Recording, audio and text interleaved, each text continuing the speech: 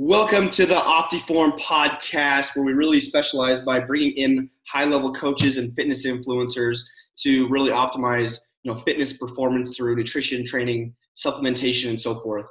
Today, we have Mr. Adam Bonilla. How's it going, Adam? Doing great. Thanks for having me on, Austin. I appreciate it. Yeah, I'm super excited to go on and dive on into this podcast because you have a lot of great information. You've accomplished so much with your team. And first off, people listening, Adam's, like I said, a high-level coach, very, very high-level bikini athletes. You have Olympians, right? Correct? Yeah. This year we had a couple on stage that we prepped. So hopefully next year the goal is I want to have every one of our girls be on the Olympia stage next year. I only take on a very few select girls for that reason because it takes so much time to actually prepare someone for that elite level, So we also have a couple guys that I'm hoping to get on there too. I think actually we can get two of them on there this year. So we'll see. Dang. So that kind of gives his credentials right off the bat right there, guys. So, but yeah, so first off for the listeners, I just want to who the hell are you, Adam? Tell us a little bit about yourself. Yeah. So I guess short version, because it's a really crazy story, how this whole thing started for me. A lot of hardship, a lot of just real weird ways how this all started, but that's too long of a story. But essentially, I started working at a supplement store when I was 16. Actually, it's crazy is I love fitness so much. I worked for my dad's store when I was 11, and I was supposed to take over their store. It's a multi-million-dollar store. My income would be super high. But I didn't like it. It was a grocery store, so I left the store at 16 when I was able to get hired at GNC and Nutrisport. I worked at Nutrisport for $6 an hour versus working for my dad for 10. And back then that was a lot, $10 was crazy when you're 16 and, plus that was 20 years ago. So it was a lot of money back then. And so I started working at Nutrisport. And then I started doing programs for people right at that age because I just was super interested in learning it. I think I've been good. I've really become good at this stuff because I'm so bad at bodybuilding. I really think that's the thing, which is really funny. You gotta find every way to help you out. Yeah. I really started trying to figure out every trick I could figure out to get an advantage because genetically I was just always a super small guy. I wrestled at 119 in high school, which is a little dude, And so I was always trying to figure out what's the only edge I can get is going to be science because I can't genetically, I'm not the guy that's going to just put on muscle like crazy. I already knew that. So in all my studies, and I started training at 13 years old, and all my studies was, it kind of helped me help other people that were genetically more blessed than me. And that just kind of started it. So at 16, I was creating programs and whatnot. Back then there was no internet. So we would, guys would come in and ask for information that they couldn't find unless you were reading medical journals and things like that. And so even things like the bodybuilders in Southern California, which is where I grew up, a huge bodybuilding community, they would come to me for advanced supplement programs. Some people would be doing drug programs or whatever. And I was the guy that had all the information. So I grew pretty quickly at a very young age out there. And then at 18, I started training at the gym, and I've been basically training ever since, with a couple few month breaks in there, whatnot since. And I've been around the training game, I think 20 years now. So more than half my life. So that's basically where we're at. Yeah. And I know you are known in your community, in your space for the science, the high tech, technological kind of advancement stuff. Tell us a little bit about your facility. I kind of want to know a little more. You got crazy tools and all this testing stuff to really people don't understand at this level, to really optimize it and to get the edge because the genetics are going to be so even all the way up, that little tiny bit goes so far. Yeah. So I basically got all this equipment. So what we have is we have a 5,700 square foot, what we call the Contest Prep Center. So Team Elite Physique Headquarters, Contest Prep Center. That's so sick. Yeah, it's pretty cool. So upstairs is a couple pieces. There's 5 pieces of cardio equipment. There's a posing room, and then we have our offices, which are nutrition offices, and we have a doctor's office as well there that he does hormone testing there. Downstairs is a full training facility. We got 30-something pieces of equipment. And then we also have a testing room, and that testing room has metabolic testing, 3D digital scanning, body fat testing. Obviously, we do hormone testing there too. And we also have EMG muscle sensor training testing. So like basically it's EMG muscle sensor training. I don't think testing is really the right way to say that. Mm-hmm. So we have pretty much every tool that I think is useful for us getting to that advanced, figuring out as much information as possible on an athlete. And if not, find something, I'll buy it, because I really don't, for me, it's never been about money. Like really over the last like 8 years, I've pretty much saved every penny that the team has made and put it back into that facility. So we actually own the facility out. We own the building. We own the equipment. We have no loans. Like we spent all the money the team has made back into it, the team. I thought that was, because I'm trying to be the best trainer that honestly, it's a stupid goal, but it's my goal. I want to be the best trainer that's ever existed in the history of the world in contest prep sector, right? Which is like, it's like crazy. It's like saying I want to take over the universe and like being actually methodical and like actually daily practice of trying to do that, which is like never going to happen. You want to be in the high school textbooks and the college textbooks. Once bodybuilding evolves like that, it's like a main deal. Yeah, right? You're like the god of it. I want to try, but we'll see what happens. I'm going to do everything in my power to do that. So I've done a lot of sacrifice to get that, to make that to happen. I sold my house. I lived in a crappy 1-bedroom apartment. You don't understand, dude. I had like this really nice house. Like I had everything. I sold everything for this studio and stuff just for a dream. Like the studio is not profitable. Like you don't make money having a studio. Like it's not, I'll never recover that money. It was really just about making the team better. It cost $750,000. It was like literally every penny I've ever made. People are like, oh, it's about money with these teams or whatever. And I'm like, dude, why don't you go look at my bank accounts? Because every penny goes back. That's pure dedication, dude. That's fucking awesome. Yeah, dude, it's cool. I think it's cool. I mean, all my business friends think it's retarded, but I think it's pretty cool. And I'll keep doing it. If I find something else that's going to make athletes better, then I'm going to keep doing it. Because what people don't understand is that the only way to compete in this like contest prep world, you have like at the very high level, the elite level, you have the very best genetically blessed people, but you also have the smartest minds and the most technology behind those people.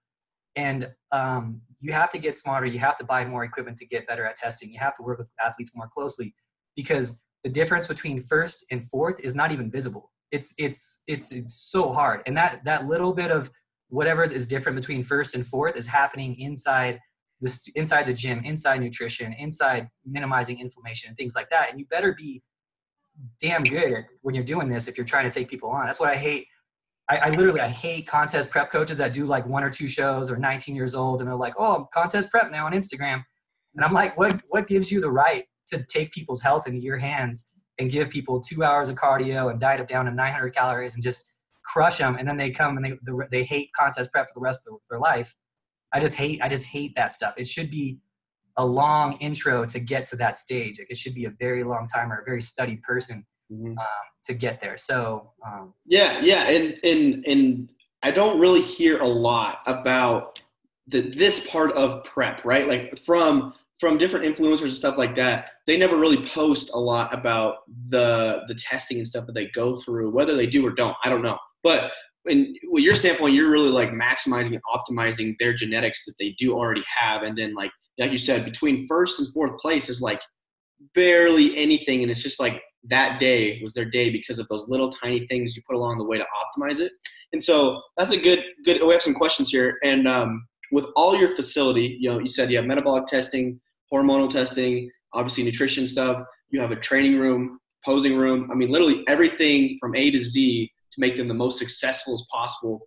How do you go through the process? So like some questions were like, how often do you get hormonal testing done? How often maybe do you get, metabolic testing and all these different things? What is kind of the process to really optimize their performance? So here's the thing. There's a couple different routes of doing it. Now, one, all the testing. So here's the issue with me. I definitely am considered I'll be considered in the contest world or the fitness world like an advanced trainer. So when people get to me, it's usually for a reason. I will get some beginners, which are awesome because beginners are the best. You don't need to test really anything. They haven't been through excessive dieting. They haven't been through tons of shows or whatever. And sometimes I'll get them too, and I have to deal with them. But I get sometimes more problematic cases. So like people who've done 10 shows, who've like dieted down and done hours of cardio before, and their previous coach had them doing 2 hours of cardio and messed them all up. So their adapted cardio state is super, super high. So trying to create any stimulus through cardio is almost impossible. They're working out for 2 a days, doing 2 hours of lifting a day, and you're trying to create a stimulus through exercise and you can't, like things like that. And that's when we got to do like all this stuff. I train, the majority of my people are like online, and a lot of them I don't even see. Which is because I have, years and years of experience doing this. I can usually diagnose a problem and a way to solve it just based on their history and them telling me their history. Some people, I'll have to fly them in and then do all that stuff for it. I usually will do that for like high level people who are going to nationals trying to get a pro card, or people who are really struggling, or top level athletes that I just want to make sure we're hitting every single thing on the head. So my pros, I'll bring them in, and sometimes I'll even pay to fly them in. And I just want to know all that information. So as far as hormone testing goes, unless there's a problem, then we're not going to do it. So like, for example, probably like my most publicized case would be like Ashley Cotwalser with the problems that we were having. And so that was a great like video documentary series she did on it. And so she really like documented the process really well. We went 3 months with like doing everything we could diet wise to like get her where she needed to be. And she was like barely moving. And I was like, something's wrong. Like, I just don't understand what's going on. It should be working better than this, because I've known her for 4 years and it's always gone easier than this. It was always easy for her to lean out.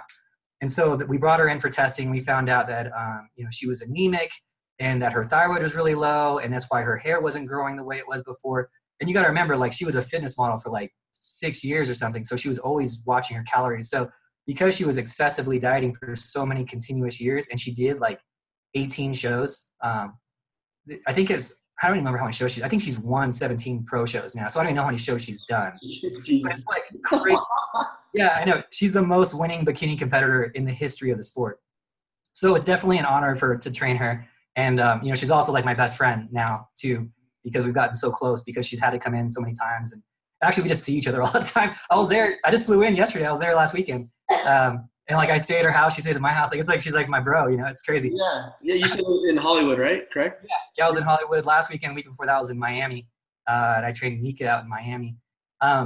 So yeah, it's life is crazy. That's for sure. I mean, I never thought it would be like this. That's for sure. I was in Korea a couple of weeks back, going to Japan in 2 weeks. That's fun, dude. You get to see a lot of cool places then. Yeah, I get to see a lot of the insides of hotels of cool places. So everyone's like, dude, your life's so cool. You're over here, you're over there, you're over there. I'm like, dude, every place looks the same when you're inside a hotel 90% of the time. So it's like, it's cool. It's a privilege, like, I never thought I'd be doing this, but it's actually I like it, but at the same time it's a little tiresome, so traveling so much.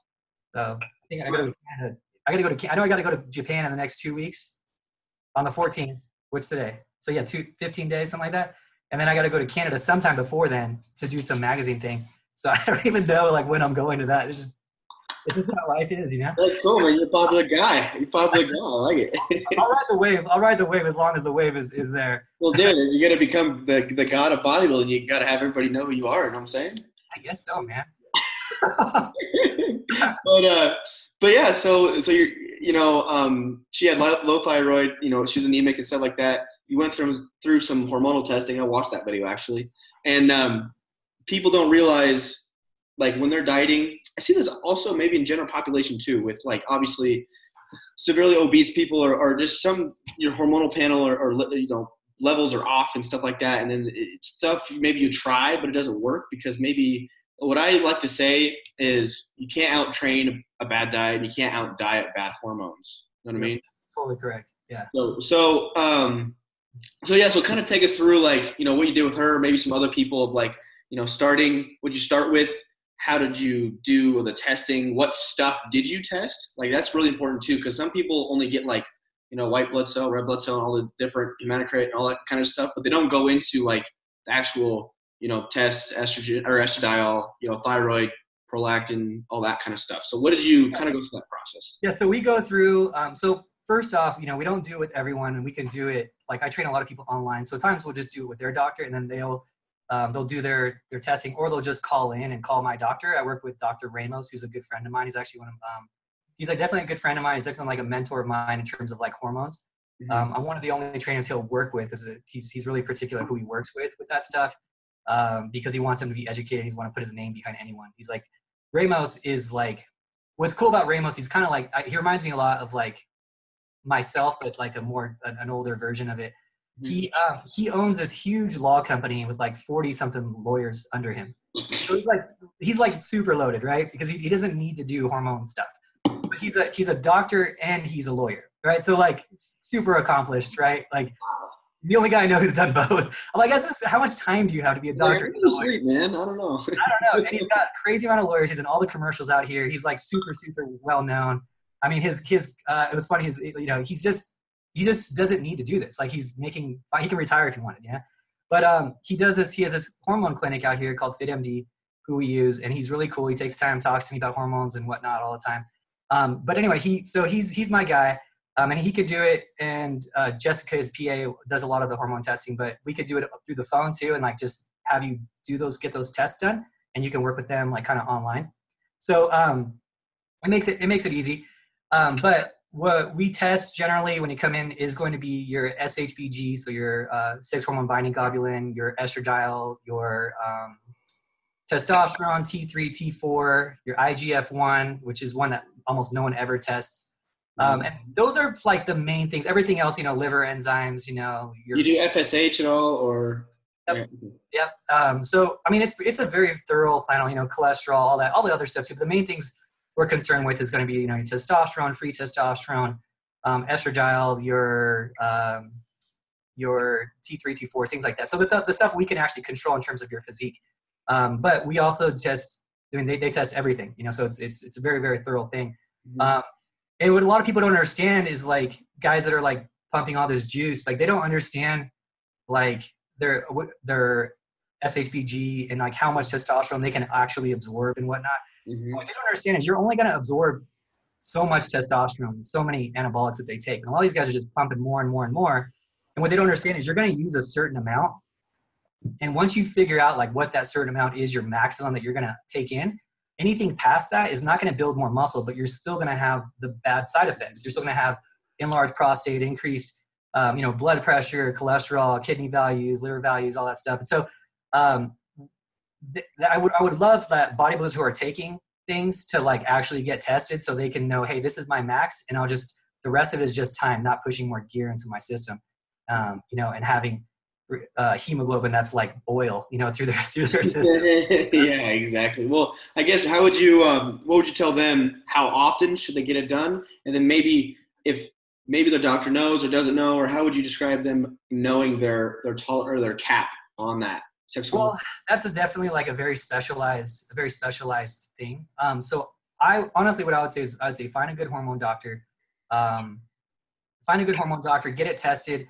Like, well, I usually say get it tested when you're not on cycle, so you can see actually how your body's performing. When you're making sure that you're off for about 14 days of anything, and then go get your hormones tested to see how much you're actually producing, and then see what the true values are. And then you could get it tested while you're on cycle, like after you've been like pinning for like 4 to 6 weeks. So you can test your liver, kidney, see how much testosterone is actually in your product that you're taking. Because a lot of these guys are taking these underground products now. There's not even that much in it. It's funny as I've seen guys go into hormone doctors, and I don't train a lot of guys that are on a bunch of gear, but I've had guys go in on hormone doctors that were running like from the gym here. They were running like 1,000 milligrams a week of tests of some type or whatever. These like giant, I live in like a big bodybuilder gym is where my office is. I don't train giant big bodybuilders really, but because of that, what we found was they were taking like 1,000 milligrams or whatever, and then they go to the doctor, and then their testosterone wasn't even that high, like because they're taking this UG products that were bunk, And then, that would suck so bad. They're pumping all this oil in their body to get this 1,000 milligrams, and all they're doing is like thickening their blood for the most part. And they would give them 200 milligrams of like a real testosterone cypionate, and then they would have higher T levels with that. And I was like, dude, what were you taking? And they're like, I thought I was taking good stuff. And I was like, so that's another good reason to test it too. But it's just health. Like I think especially the younger bodybuilders need to consider their health when doing this stuff. And it's just not a common practice, and it really needs to be. Another thing too that bodybuilders need to understand, and bikini competitors need to understand too, is that when you're taking anything past testosterone, you're going to raise your liver values because it's not a natural thing to the body. testosterone, you generally don't raise your liver values, liver enzymes up because your body's used to processing testosterone. It's not anything that's like abnormal to the body. So you might get a little bit of increase, but it's not going to be anything crazy. But as soon as you add anything, even if it's non-oral, it's going to go up. So even taking something like DECA, like guys like, oh, I'm just taking DECA, but I take it all the time, or equipoise, I'm taking it all the time. Like your liver values are going to go up because it is not what your body's used to taking. So yeah, you'll have so you just need to get tested and be healthy about it, if you're going to do it, I'm a huge fan of just like not doing those things, but everyone's going to do what they're going to do in this sport. That's the thing is you should be like, look at when you're looking for a coach as an athlete, let's be realistic and look at their resume. Do they have an education? How long have they been doing this? Who have they helped? Like, have they had any cases that have required extreme talent? Things like that, The main thing is, here's how it works with every other professional sport. So let's look at like NFL sports trainers, right? I have a friend that's an NFL trainer, and what it took him to get there was insane, right? This is why I want to compare it to this, because what we do is we train people at the absolute highest level of fitness. It's the most elite group. The top 1% of the world get on this stage, and they should have the top 1% of the trainers in the world, right?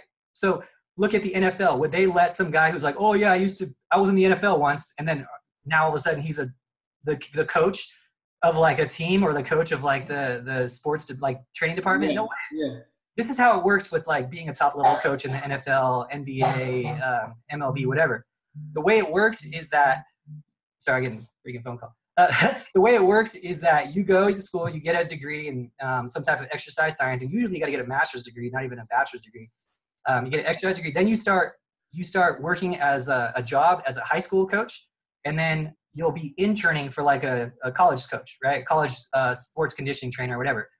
Then once you actually get your intern, it becomes a job. Then you become a sports trainer at a college, and then you intern hopefully for like a minor league team.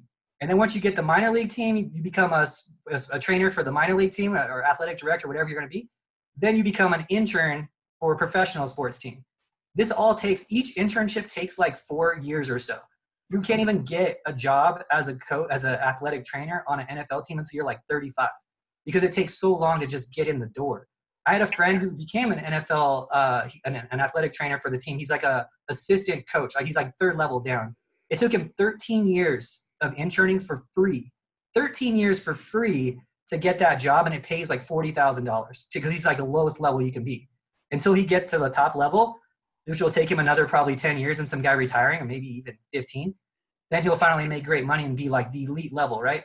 But then you look at contest prep coach, just like, what's the requirement? Oh, I did a show. Now offering training programs on Instagram. Oh my God. $25 a week. And it's like, yeah, that's why they're $25 a week or $100 a month. It's like, it's crazy. And these are the people we're trusting with our bodies, like long-term, because it's not just 16 weeks you're trusting this person with your body. And that's what people think. Oh, use this guy because whatever, he's cost effective and he did a show or whatever. It's not. It is forever. When you go through these extreme adaptions, right? You're super calorie adapted, your cardio settings get up to 2 hours, your hormones are all fucked up because your coach put you on too many steroids or whatever, and like you get off of a show and now you're like, oh, I'm done with the show, and you see these girls blow up. They were never fat to begin with, ever in their life, right? They do a show, now they're 30 pounds overweight, right? Because one is they eating, they can't control their eating as well. That's not the main reason though, but they can't control their eating as well because their coach starved them for 16 weeks and everything looks better than it should, right? So it's like the coaches will be like, oh, well, they can't control their eating. Well, yeah, they can't control their eating because you starved them for 16 weeks and the body doesn't know what's going on. And so, your leptin and ghrelin is like all over the place telling you you're hungry, you're not full, whatever, right? And so it's hormonal too. It's not just mental, it's psychological. And so it's the coach's fault, so. Yeah, I just made a post. Like it really disheartens me because when people don't like start out their prep far enough, because everybody starts to like say in the off season, one of our mentors like really explained this hardcore to me, like you're going to win the show essentially because you're not like just going to start doing a bunch of cardio and like extreme dieting 8 weeks out or 12 weeks out. And then like anybody can do that and start pushing then. Right. But it really disheartens me when maybe I have athletes that are like, 30 weeks out, and we kind of start getting into a set point of like, okay, you need to be here by this time frame and like setting those time goals so we can like not destroy your body like hormonally going into prep or whatever. And it really disheartens me when they're like, oh, I have enough time, I'm not going to worry about it. And then maybe they're just like things go up and then they change. They go off of coaching for like a month and then they'll go find another coach. And I know that coach is going to like destroy them now because they're 12 weeks out and now they got to make their end goal happen because anything's going to happen. You know what I mean? And I'm telling my friends and my other coaches, I'm like, man, it sucks because she was such a good looking girl prior to prep. And now she prepped, looked exactly how she wanted.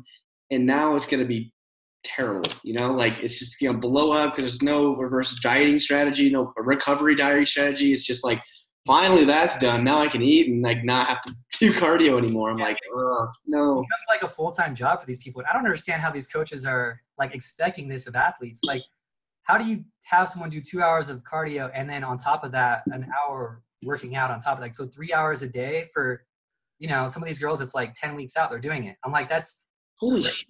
For that long. I mean, to do that stuff for that long, I mean, it's like, I'm still seeing like 60%, 70% of competitors doing at least split sessions of cardio, one fasted in the morning, which has no scientific proof that it's ever been beneficial in any capacity by 3 different studies, one done by Alan Aragon, who's like a godfather in nutrition. Yeah. And these coaches, like all the information's out there for the athletes that, hey, this stuff doesn't make sense. Like, why are you not looking it up? Why are you not listening to the people who are successful? Like, it drives me crazy, man. I mean, like, how do you expect these people to do that with their lives? And then so you take something that they love and you turn it into something that they hate, and now they're just trying to find balance when they never needed to find balance before. And now you see all this like self-love stuff, like post-show. Yeah, yeah. Accepting the bad. Yeah, I'm like, what the no. I'm like, it never needed to be like that in the first place. So why is it? I mean, like, look at the resume of like real coaches and what they have. I have 31 team championships, right? Which is the most in the history of of Colorado. Like, we've broken almost every Colorado record. And we have over a 94% top 5 placing rate over the last 8 years, right? We have over almost 200 athletes a year on stage in this area. We still maintain a 94% top 5 placing rate. We had 33 overalls last year, and there's only like 9 shows out here. We kill it, right? No one has ever done more than 45 minutes of cardio in our entire team. And then the coaches are like, oh, well, yeah, he gets a couple athletes that don't need to do cardio. He talks about it. I'm like, no, every single athlete, every single one, because we're all essentially very similar. Not one person needs 2 hours and one person needs 30 minutes. No, everyone, if you do it right, you don't mess them up in the beginning of prep, can get away with that. They just have to be set up the right way. Mm-hmm. But they set them up too extreme, So I just hope eventually it changes and this becomes fun for people again. Yeah. Because it should be hard. It should be super hard, but it should be fun. It shouldn't be like dreading to go to the gym and like ruining relationships because you're only at the gym the whole time. How many times have you heard of like a girlfriend and boyfriend breaking up through a contest prep? Right? Oh, yeah, every time. All the time, right? All the time. Like, it shouldn't be like that. It should be something you enjoy, It should be something that you look forward to. And I know you're going to Japan, I believe. Yeah, on the 14th, I'll be in Japan. Japan, doing some posing sessions. He's like doing magazine stuff. I mean, this guy's like everywhere, and I really respect a lot that he's like trying to grow the community in a positive aspect and like respect rather than just like a moneymaker deal. And of course, if he's spending $750,000 on a facility, machine equipment, I'm like, oh. I don't. It's crazy. People are like, "What are you going to charge for memberships?" I'm like, "What do you mean? There's no memberships." I'm like, "Just come in." They're like, "That's the worst business model ever." That's awesome. Well, it really shows your true colors, and like you said, you're in it to not get like maybe as many pro cards or like winning all this stuff, but like to be the most respected person. Yeah. I've never been a pro card chaser. That's never really my thing. It's about like because people, you have to sit down with your athletes. You got to sit down with them and say, hey, what is it that you want to do this for? Is a pro card make the most sense for you to do that? If you're trying to be like an Instagram influencer and have a career in a different path, then like you should talk.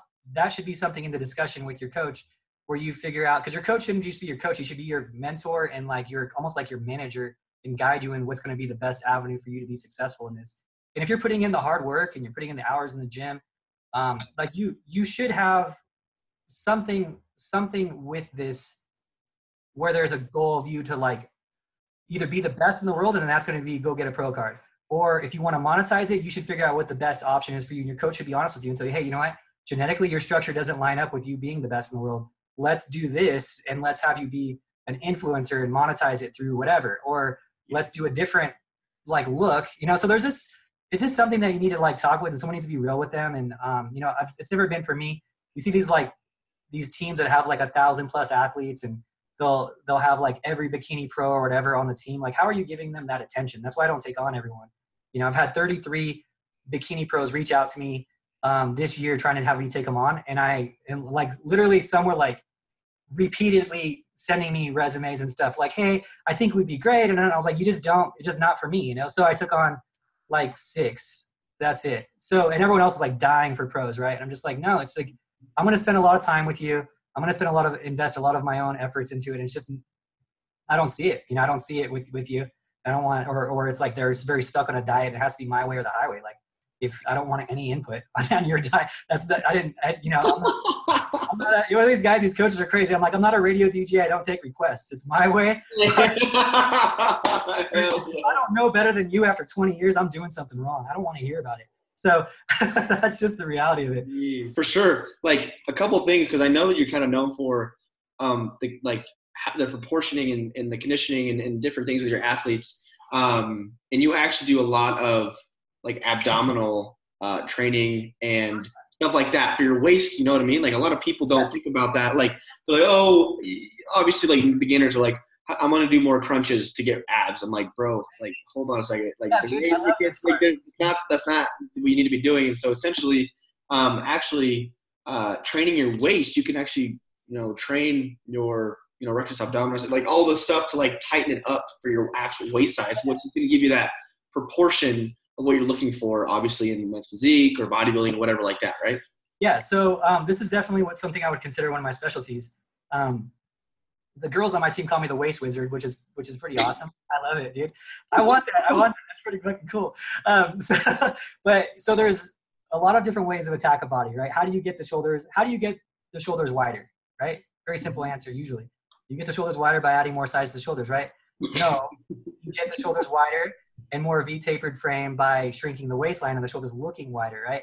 It's not about how wide the shoulders are. It's about the ratios that the shoulders are creating based on the waistline. If you got a waistline that's equal to your shoulders, well, then you don't have a very good physique. But if you bring your waistline in and that's what makes you look crazy. That's what makes you look like you have that X frame. So with the classes that I do are more artistic than anything else. And that's why I appreciate them so much. I actually went to school for photography for 2 years on top of my degree in sports management and wellness and fitness, is because I wanted to see differently. I wanted to see the body differently. I wanted to see lines better than I've seen before. I know that art was part of it, you know, and that's really what this is. So when you look at a structure, most coaches would be like, oh, she needs more shoulders. I'm like, well, she needs more shoulders, but why does she need more shoulders, right? Like, is it because her waistline is too thick and it looks like she needs more shoulders?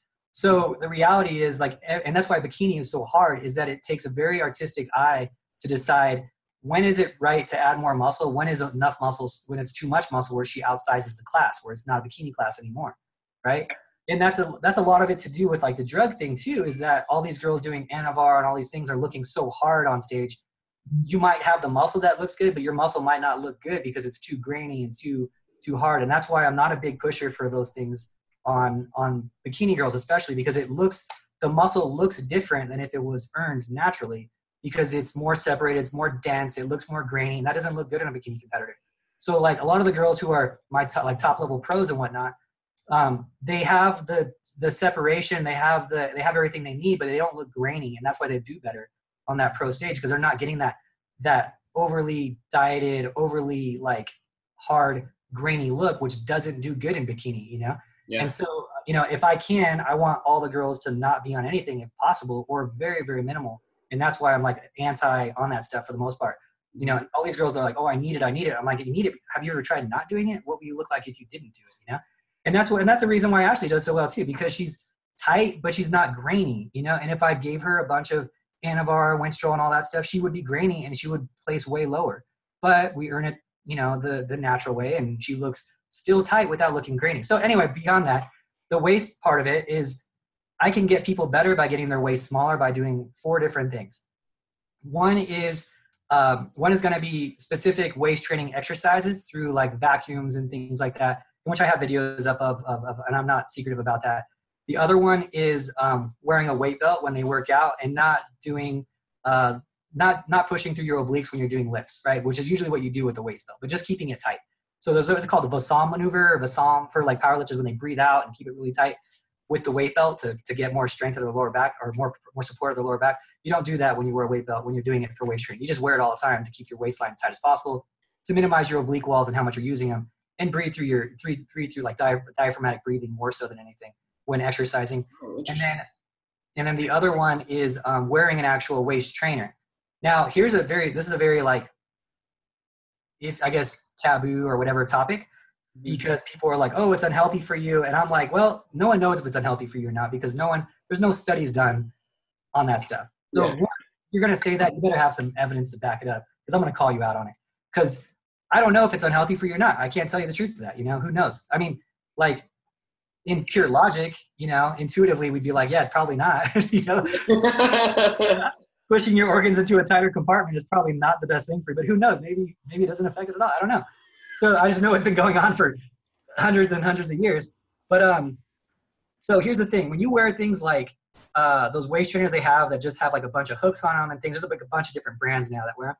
If you're getting into a waist trainer that doesn't tighten at all, then you're not really training your waist, because it's already loose enough to get on you without doing anything, right? Mm-hmm. So all these people are wasting their money on these like standard waist trainers that are like, I guess more like, I don't know, they're just kind of tight, The ones that I use, I actually had some specifically made for bikini athletes, which are smaller, because a lot of the waist trainers are too long and the ribs stop them from doing what they're supposed to do. Mm-hmm. So they're smaller. They sit in between the cavity between the iliac crest and the lowest rib.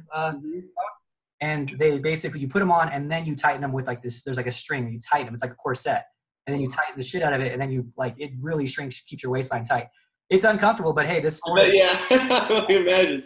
Because I'll like use waist trainer stuff, and I'll usually use waist trainers like during prep, even though I should in the off season too. But during prep with like a topical, fat burner or something like that, like something with some sort of hemp in it, or topical this or that and the other thing, which I don't know if you believe in all that stuff. But I've just tried some different things, and like Vaso burner. There's like what is the other one called? It's a red bottle. Omniline. Yeah, that one. But that's what I'll use for it. Activates it a lot more, obviously, but I do agree. And I actually didn't really think about it, because how I do like a training split and stuff like that, I've done some sort of variations of hypertrophy with a little bit of strength mixed in there, low rep range, a higher load. And obviously I'll do that, whatever maneuver, like the powerlifting stuff, where you'll suck in as much breath as you can, even through your stomach, and then not blow out, but hold your breath and push against the belts to like kind of stabilize your core a little more and stuff like that. But you're essentially saying from a bodybuilding standpoint and a waist training standpoint to try and avoid that, correct? Exactly. Yeah. So these are actually have one. This is kind of what we use. Oh, they're like the ninja shit. Yeah, we don't mess around, bro. Like, so we put them on and then you tighten them, and then you like, it really, really helps. So these are honestly one of the tools that's like really worked great for our athletes to like get their waistline smaller. And so that, and then the last thing is the proper diet. People don't understand that. And that's another thing for like all the haters out there that are hating on these bodybuilders, and they're like, oh, the roid gut these days. Like, gosh, how much do you hear about the roid gut these days and people just talking smack on bodybuilders? It's like, it's like on everything, it sucks how often it is. You hear like popular YouTube channels, and that's like all they talk about, like Nick's Strength and Power, like talk so much about roid guts and stuff. Yeah, some of that might be from steroids. Yeah, some of it might be from that. But you got to remember, bodybuilders have never been as big as they are now. They've never been this big. Look at Ramy. He's on stage at 300 pounds, be it a soft 300 pounds. Yeah, it's just like, what the fuck? Yeah, they're I don't know what they were doing over that camp, just getting him bigger and bigger. He's even bigger. But the point is, like, he's eating so much food to get that big that of course his waistline is going to be bigger. Of course he's going to have a larger gut. Try eating 8,000 calories a day for a year and see what your gut looks like. So let's not forget that, and just let's give bodybuilders the proper praise they deserve. Be it bodybuilders are high risk takers, but they're doing it because they love the game. Like, they'll do anything to do this. They also asked, like, people are like, oh, well, that's crazy that they're going to take steroids and they're going to do this to their bodies, whatever, to get that way. We got to remember too, everyone respects like Olympian athletes, not like Mr. Olympia athletes, but Olympian athletes, right? Yeah. 90s, the Olympians were asked a question. They were asked if it meant you had to die in 10 years to win a gold medal, would you do it? Every one of them said yes, right? So not just bodybuilders are crazy. Any sports, people who are truest and love the game are crazy about their sport. Yeah. I have a ton of respect for bodybuilders, no matter what they take, no matter what they do, because they're doing something very, very special and very, very difficult, which is intuitively like, I mean, to us it's crazy, but it's counterintuitive to what the body is designed to do, which is be really, really muscular and be really, really lean at the same time. Yeah. They're defying science on the highest level, and I think it's super, super cool. So anyway, so stop talking smack on roid guts and stuff, and like just appreciate what they're doing. They don't care about your opinion anyway. You know, they just want to be the best in them they can be, and that's currently what it takes. So anyway, but besides that, if you minimize inflammation through your foods, you'll also shrink your waistline, right? Mm-hmm. So getting tested for that stuff, or even just eating the foods that you know are better. And that's why I'm not a huge fan of IFYM dieting, because it doesn't take that into account. You're not going to get the smallest waistline possible from dieting by keeping your waistline minimal with the types of foods that you're eating. So those are the 4 ways we do go about it. So waist belt all the time during training, a waist trainer, proper techniques for training the waist, like vacuum training and things like that. And then also your food is a huge part of it. Food's a huge part of it. So yeah, we do all 4. And when we're trying to create world champions, yeah, of course we have to do those things, you know? Yeah, you got to do like as much as you can do to get that little edge, obviously, like you're talking about earlier. And people don't realize, I don't think people take that into account of, do you actually do this with your nutrition too? And also with the types of food for inflammation, the structuring of the frequency of the meals. Do you do anything with that as well, or the volume of the meal that you're eating? So that's a cool question, because I can go like I think me and you are like kind of the same. We kind of nerd out on stuff, and we're like, oh, dude, I swear to God, yeah, I'm such a nerd of this shit. I used to be a mechanical engineer, so okay. I think at a certain point, I'm like, fuck your listeners, let's just talk, right? So, yeah. So like with like food volume and frequency, here's another cool thing. So there was 2 studies done that I can remember. 2 studies done that I can reference, but I can't, I think there was more studies done basically on total like frequency of meals and like results associated with those meals, right? So they did one study where it was 3, 6, and 14 meals. All were in the same caloric deficit of 30% with an RMR test of like a core metabolic testing machine, right? Indirect calorimeter, they call it. So what happened was you would think intuitively that the person who ate 14 meals got the best results because of the I forget the term that they used to use, which was called the thermogenic effect of food. Was it like things called thermogenic effect of food, right? Is that the right? Especially the protein, yeah, or whatever. Yeah. So they thought the more frequently you ate, the faster metabolism was, right? But what they found was that the people who ate 3 meals out of that study got very similar results as the person who ate 14. It was like a very minimal difference between the 2. So 3, 6, 14 meals. So then they did a study again with 2, 4, and 6 meals just to test the theory. And again, the people who ate 2 meals got slightly better results than the person who ate 6. So basically throughout the whole frequency of meal thing, even really mattering that much. Really, it's just I would say like I don't think it matters from like a science standpoint of like if you have like how do I put it? I think that when I've done a lot of trial and error on my own people and like athletes and stuff, I used to go, like we'll do 6 to 7 meals, and because that's how I was taught or whatever with bodybuilding. Then I'm like, this is no. So hold on, I was like, let's do 4 to 6 meals and see between and this and that. And I usually work out depending on honestly like somebody has like certain inflammation issues or like a body type kind of thing, or like your metabolism or insulin sensitivity, all that kind of stuff.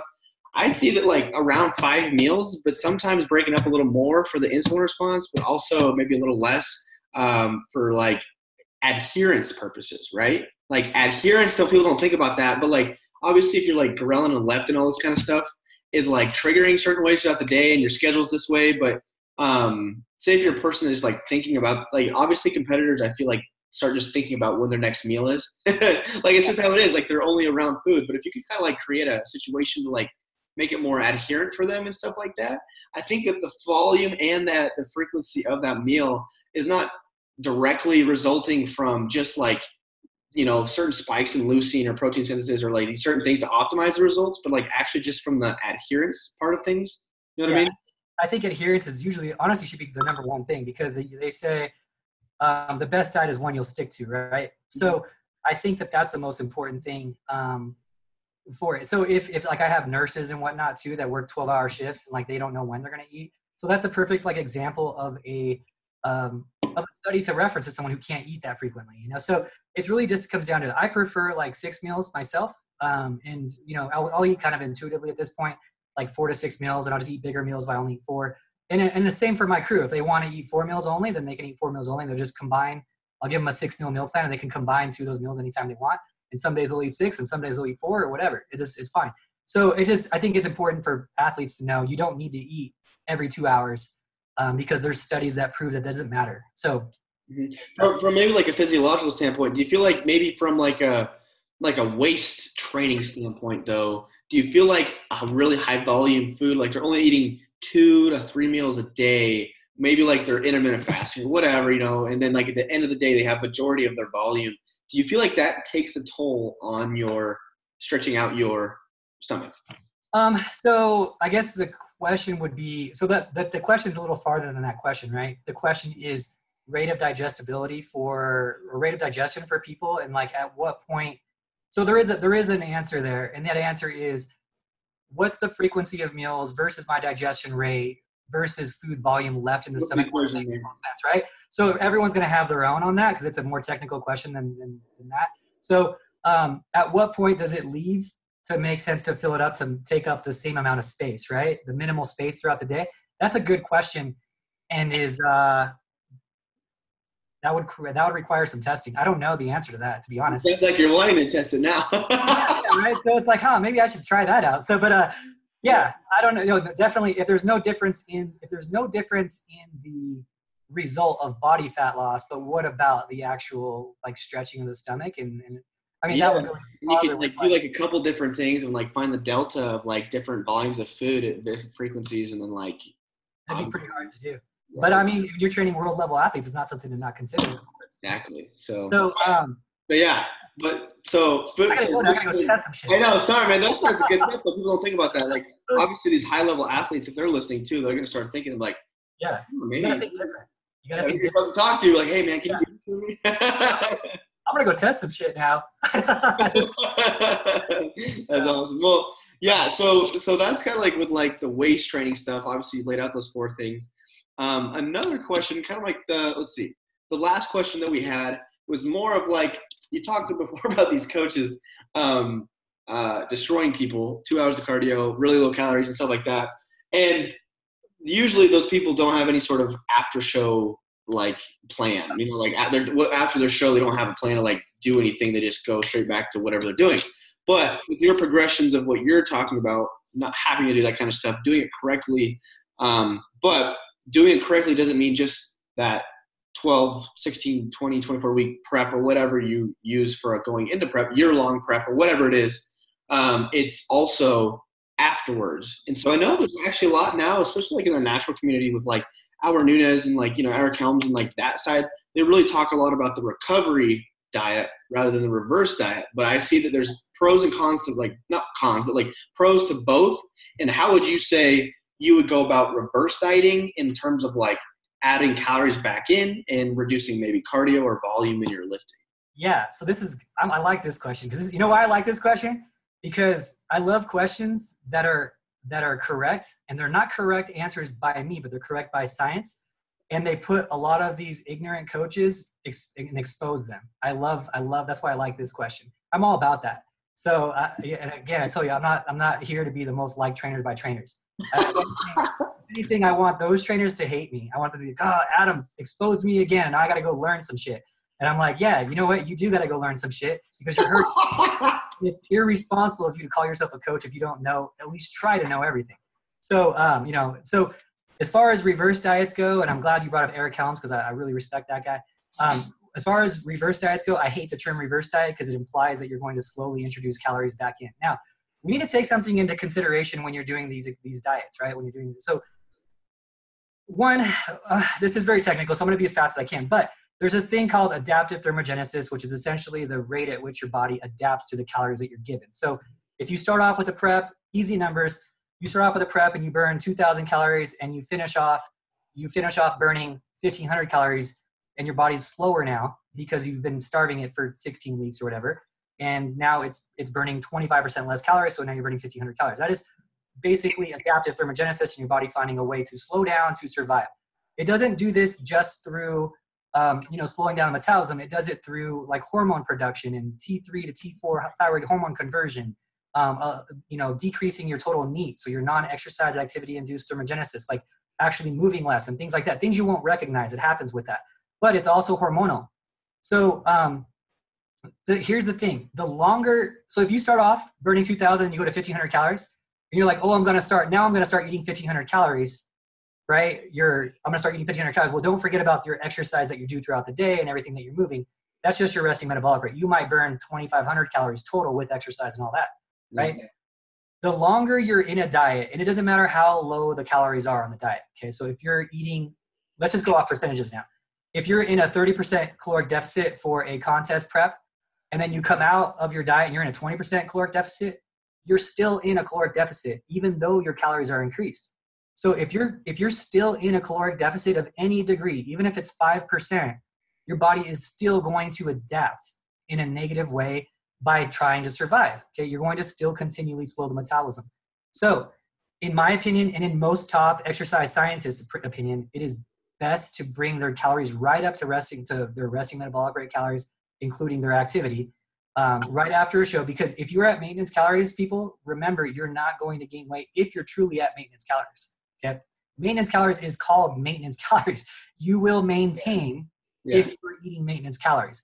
The maintenance calories might be lower than what you'd expect. That's what I was going to say is people think that, wait, I'm going to start eating 2,700 calories or 2,500 calories at my maintenance or whatever for including no. Your maintenance will adjust over that time of the prep, correct? Exactly, right? So we're going to go to the assumed maintenance calories after a show, and then you shouldn't gain weight, and then you'll still check in, and then we'll change the program accordingly to make sure that you're reaching those, that you're not gaining body fat. I mean, there's a lot of different things change throughout it too. Your hormones are different, your insulin sensitivity is a lot different after a show.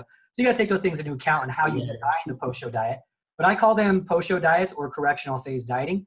I have all of my competitors go through a minimum 4 weeks, usually 8, of a show. It depends on how long they're prepping of a correctional diet before they're fully done. So I don't like people just doing a show and being done. I like them going through the correctional phases so they don't blow up after a show and gain all this weight. So just remember that, people. Like, here's a good thing for you to remember. Let's say I've heard of coaches doing this, which is, to me, I mean, there's so many, like, it's just doesn't make any sense and it's unethical. But I see coaches that have said, I had a girl the other day, she did a prep for 20 weeks and the coach said, just do your diet the way I gave it to you, but do it in reverse. That's your post-show diet. I'm like, so you just took a person who did a 20-week diet and you put them in a caloric deficit for now 40 weeks versus 20. You know how adapted she's going to be at 41 when she gets done with that? Oh my goodness. Yeah, it's crazy. So like, people will start slowly introducing calories. They're at 16 weeks and then they do a show, and then at 17 weeks, they raise it by 100, 150. You're still in a caloric deficit. You're still adapting. Now you just took your 16-week prep to 17. And if you do it again the next week, now it's 18. So you're finally done with your reverse diet. You're at 24, 28 weeks of dieting, more than half a year. How do you expect to make any gains, any progress? You're not going to build any muscle while you're in a caloric deficit, and your body's going to be more highly adapted. And then you're going to call up Adam Bonilla after you're all fucked up and then have me deal with it. And now you're wondering why your results aren't as good as they should be. Right? Well, you've been dieting for a year, even though you don't think you have. So like, it sucks, man. It's like, we're constantly fighting these ignorant contest prep coaches who are like, shouldn't be prepping. And it's just like, I just hope it changes. I hope that people listen to things like this. The information's out there. And I just hope they listen and they start doing what's right by their bodies and what's going to set them up for long-term success and start enjoying the sport again. We've had a decline in contest prep because, because like Instagram, people are getting likes off Instagram now for their validation versus before it was just a show and pictures. But 2, because it's not fun to contest prep because of the way these coaches are setting people up, and they're hurting our industry and they're hurting people, and it's not right. I want them to learn more. I would love if the coaches saw this, got mad, and then said, okay, well, if I want to compete with these guys that are on top, like I'm going to start learning more so I can. Like, that should be your goal as a coach to know more than every coach. Like we should be competing. Like I should be competing against you with my brain, and you should be competing against me with your brain. And you're like, no, bitch, I'm gonna be smarter than you. And I'm like, no, you won't, Austin. I'm older than you. I'm always gonna be smarter than you. It makes the whole industry better because everybody's getting smarter. Yeah, exactly. That's what it should be about. It shouldn't be about, me branding my name on some athlete and having $1 million training business with 1,000 athletes that I don't pay any attention to. So it should be, we got to take a step back and look at how we're doing things, what it took to get us started, and what we're really dealing with, which is we're taking people's dreams, we're bringing them to fruition, and then after that, we're like, a lot of the coaches are just saying bye, and now they had this dream body. They look better than they ever looked. You didn't do anything for them in the off season. And now they're depressed because they're gaining weight and they have no control over it because you ruined them, and that sucks. So anyway, there you go. Yeah. No, I agree. 100%. And people don't think that it's like, not very many people think about that. And or they'll have athletes that they're like, it's like, maybe it's a money deal or something like that. And like, oh, I can just do my own off season. I know I can just figure out, I'll just bring my calories, this and that and other thing. It's like, hold on a second. I think that it's probably – I know that it's harder to hold yourself accountable the first 4 to 8 weeks after a show than it was to hold yourself accountable during the prep, honestly, in my opinion. Yeah, but for someone who really cares about their physique and is really trying to push the limits, what's an off season? You know what I mean? There's no such thing. True. Yeah, true. It's like always if you're – yeah, exactly. Yeah, exactly. You're getting ready for a show or you're getting ready for a show. Like there's no difference. Like you're either getting ready for a show because you're dieting or you're getting ready for a show because you're building your body in a specific way. Either you're sculpting or you're whatever. There's no such thing as off season. Like unless you're like a transformation person entering a weight loss contest, like that's not what we're doing here. We're taking your physique to the next level. So I think the verbiage on reverse dieting, the verbiage on off season, like all needs to change, and for that reason, because what we're going to get is we're going to get people who do a show and then they do their own off season on their own and they never got past 1,500 calories on their off season, and they come back and they're like, yeah, I want to do a show. And I'm like, okay, where are your calories at now? They're like, oh, 1,500 calories. Well, how long have they been there? Oh, a year and a half. Okay, cool. How do you expect us to create any type of caloric deficit when your body's adapted to 1,500 calories? Like, just start off at 1,200 and just see what happens. Like, they're like, okay, let's just start you off. I'll get you in shape. Let's give you clembuterol. Let's give you this. Let's give you that. Let's do 1,200 calories and 2 hours of cardio, and you'll take what you loved and you'll hate it now. And then you're going to gain 50 pounds when you're done. And but I'm going to post you up on Instagram when you're at your best. I'm going to ignore you when you're at your worst. I definitely agree with you. And it's just like in any other sport, like we kind of reference back like NFL. It's like those guys, it's not like NFL athletes or NBA. There's no off season really. It's on season, but there's different blocks and periodization of like what you're going through because that's what you want to ultimately be competitive in, right? Yeah, exactly. Like this. It's just like, it's like this as a coach, like at this point, it would take a lot for me to not get a phone call about clients, right? I get a bunch of them every week. So I can just sit back and take the phone calls, I don't need to continue my education at this point. But if I want to stay competitive and I want to stay good at what I do and I want to be the best, which is what I truly want to do, I better be studying and seeing more research stuff and getting the stuff that's harder to read that people don't really even have, that people don't really see. If I want to be able to be competitive with a guy like you, who's younger, who's like really, really hungry to have my job, Like I hope, Austin, one day that you take my job. I really do. I hope that I see you at the top level and you have a huge team and you're super successful and you push me down a rank because I'm not going to make that easy on you. I'm not going to make that easy on any single coach out there.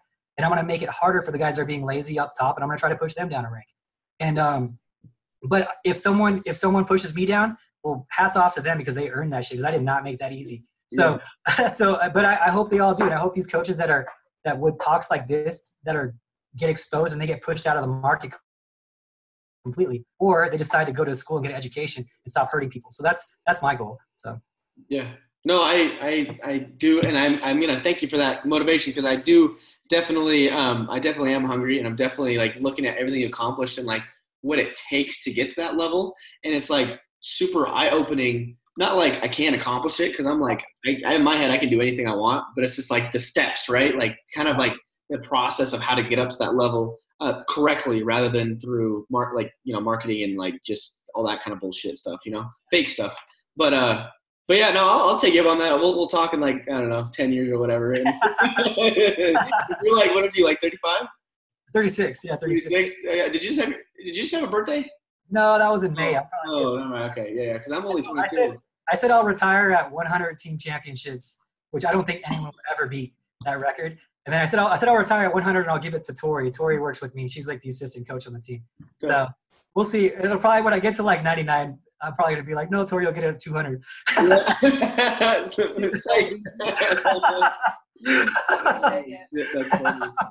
We'll see. But yeah, so I'll take up on that. But like, I really appreciate like actually having somebody on here that is not only giving knowledge and like actually like real practical stuff, but somebody that it's not just about their brand, like as in, you know, making like a 2,000 person team, because we've talked about a little bit too, is like, you can't, how are you supposed to do check-ins with all the people throughout the week? Like there's just not possible way. There's not enough time in the day, especially, I mean, it just doesn't make sense, you know? So it's like, obviously there's people working and doing certain things that there's not like connection with the actual coach there. Maybe they do have a team and that's just like the front person, like for the sales or marketing or whatever. But at the same time, it's just like a business model kind of. Yeah, you see those coaches, those teams that have that, and it's just like they have a bunch of coaches and all their coaches do prep and they all have like 30, 40 clients each. And I'm like, what do those coaches have in their background that makes them like able to take on your volume? Like, are you just hiring anyone at this point because you have more clients coming in? Yeah. Like, so like, you know, for me, it's me, Tori, Taylor, and they help with like the programming and whatnot too. Tori's got her degree in dietetics. She actually did a registered dietitian internship. And then she came over to like helping with the contest prep. And then she does the whole weight loss division on her own. I do all the contest prep stuff. And then Taylor has a degree in exercise science with a minor in nutrition. And it's like, they're really high level people. And like, I still oversee every single plan. So like it's, and we're all in the office and you see people who do things that are like online and their coaches are everywhere, no connection. I'm like, how are you monitoring each client that comes in? You're not. That's the answer to that. You're just making money. And so for us, it's, you know, it's not about that. We're not a big team. We're never going to be a huge team because we just can't be a big, huge team with the way we do things because it's not efficient. Like the way we do plans is it takes too long. Like we'll have 15 check-ins today. It'll take us 8 hours to get through it with 3 people. It's just not. Yeah. It's not efficient. You know, it's just too. It's just about optimizing their result, like what they're doing, obviously. Yeah. I mean, there's a reason we have a 94% top 5 placing rate with over 7 years with like over 200 people doing it per year. Like find one of the big teams, like that's even close to our level, even getting like an 80% placing rate. There's no way. We smoke them all, you know, and that's just the truth of the matter, you know, and, you know, we win like almost every overall out here. It's, you know, we're the most winning team in the history of Colorado. So I take a lot of pride in that. Even though we don't make the most money, you know, that I wish those two went together, but they don't. So it's, you know, you kind of make the choice, like be the biggest and make the most money and be a businessman, or be the best and produce the best results and do okay. And that's kind of what I've chosen to do. So, you know, I'm not really, I guess the future for us is just trying to be the best through a different means besides volume, you know? So. Yeah. Well, no. Like I said, and I think that'll like, in the long-term game of what you're playing will play out sooner rather than later, honestly, especially like you told me you're getting on more, even my podcast. I mean, obviously it's not a scale or whatever these other ones that you're getting on, but getting on more faces, like more people seeing you and stuff like that. Like you said, you're making your name like bigger and stuff. Like obviously you got Colorado on lockdown, like for sure. But like, you know, going up and maybe because where I'm from is like the Northwest region. You know, you're from California, maybe like the southern region, kind of. You probably have that clients coming in from there, and then you said a little bit like in Florida. I'm guessing you probably have higher level athletes. Yeah, we have. So we do online prep coaching for everyone around the world, you know, and you know we have people in different countries and whatnot too that do all their stuff online that I don't see them. So we have a really good system for the online check-in. You know, the only thing you just can't do is if you're online only. If you have a problem, we either fly you in. If there's a problem, but it's not super common where we actually need to do that for someone. It's just usually when there's like an issue, you know? So like 90% of people don't need to go through that. It's just the other 10% that do. But for the most part, yeah, we're kind of all over. I got decent amount of people. We have we have 5 people in Canada and probably like the same in Florida and in California. And out here we got a decent amount, but nothing crazy. I mean, we're not a, you know, 500 people team. We're like, you know, we're always going to be less than 100 people. And it's just the quality's there. So, yeah. Well, awesome. Well, yeah. So I'll wrap this up then. And like I said before, like, thank you so much for your time. Like that was a lot and a lot of things because you're actually spitting from a scientific, like real shit, not just like, oh, this worked. The guy who coached me did this, and this worked for this guy. And like, no. This is like actually like really researched and really brought to attention through that rather than just like old school, like bro science kind of stuff. You know what I mean? I think it's important to like never think that you're good enough to not learn more and be willing to change things at a drop of a hat. Like I think Tori, we've been together like 4 years, and I don't know how many different structures of dieting we've been throughout that time. It's probably like where a new research study came out, I'm like, hey, Tori, we're changing everything. Like, cause something new is better, right? And if you're not willing to do that, like, you're going to get passed up. I mean, there's a reason that I climb past other guys because they're doing the same shit, you know? So like, I think it's important. And it's not just for coaches passing coaches, which I'm super competitive and I love the coaches passing coaches part, but athletes passing athletes, like they deserve that coach doing the research to get them to go past other people too. So yeah, be willing to drop everything that you've learned because something else came out better at the drop of a hat. You got to be open to that stuff if you want to get better in this industry. Yeah, no, I agree 100%. And there's like always obviously like different fad stuff in the marketing system, but like actually in the clinical research side of things is what he's talking about, of like new stuff coming out that is better because of this, that, and the other thing or whatever. But that's crazy how many times you've changed it. And it's cool, like, cause you have to like learn how to adapt to be better, obviously. And that's what most people like just want to stick with their same methodology. And you don't even know how many coaches I've seen send the same exact goddamn diet to the fucking like 10 different people. I'm like, what? So, but not even like just the strategies, like actually like the macros and calories. I'm like, dude, what? So, so yeah, anyways, I'll put like I said, I'll link up Adam's stuff in the description box. You guys definitely should reach out to him because he's so freaking knowledgeable. And I think you'll have a lot of value for you guys if you get in contact. Follow his page, put that in there too. He's just trying to grow his YouTube, I see, kind of like getting that going and get more videos out. Yeah, actually, we're at our contest prep center. So we have the contest prep center. We're actually going to have a full-time video guy there now. Hell yeah! We'll be probably in another month, maybe another month and a half. We'll be doing one video like every week. It'll be always something like more science-based or somewhat high-level prep, something like that. Yeah. So yeah, I'll link that up too because I was watching some of them already, and like I just like the editing and the videography, all that stuff, and obviously you got amazing athletes and stuff. So definitely a good channel for like obviously him talking about science stuff, but also like watching some of your. I'm guessing people's heroes, honestly. Like some of those athletes that you have on your team are like literally the role model for a lot of population. You know what I mean? So that's kind of badass. So sometimes I work with them and I'm like, dude, I can't believe I'm working with this guy. Like, just a fanboy of, you know? But anyways, thank you again, Adam. I do sincerely appreciate it. And I hope we can do this again sometime. Yeah, for sure, man. So anyways, until next time, see you, man. See you later, brother.